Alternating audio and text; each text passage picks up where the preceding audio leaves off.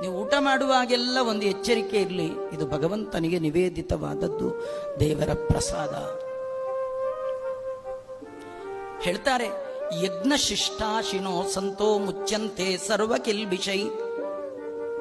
ಯಜ್ಞ ದೇವರಿಗೆ ಅರ್ಪಣೆ ಮಾಡಿ ಮಿಕ್ಕದ್ದು, ದೇವರಿಗೆ ತೋರಿಸಿದ್ದು ಯಾರು ಸ್ವೀಕಾರ ಮಾಡ್ತಾರೆ, ತುತ್ತು ತುತ್ತಿಗೆ ಜನ್ಮ ಜನ್ಮಗಳ ಪಾಪ ಪರಿಹಾರ ಆಗುತ್ತೆ.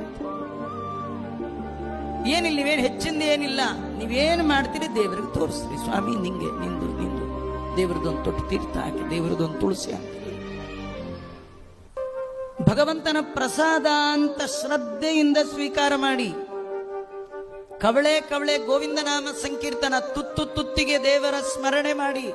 ಒಂದು ತುತ್ತು ಒಳಗೋದಾಗ ಅದು ಔಷಧಿಯಾಗಿ ಪರಿಣಮಿಸುತ್ತೆ. ಅನೇಕ ರೋಗಗಳಿಗೆ ಅದು ಔಷಧಿ ಆಗುತ್ತೆ. ದೊಡ್ಡ ರೋಗ ಸಂಸಾರ ಅನ್ನುವ ರೋಗ, ಭವ ರೋಗಕ್ಕೆ ಔಷಧಿ ಆಗತ್ತಂತೆ ಆ ತುತ್ತು ಅನ್ನ. ಜೊತೆಗೆ ಜನ್ಮ ಜನ್ಮಾಂತರದ ಪಾಪಗಳನ್ನು ಪರಿಹಾರ ಮಾಡುವ ತಾಕತ್ತಿದೆ.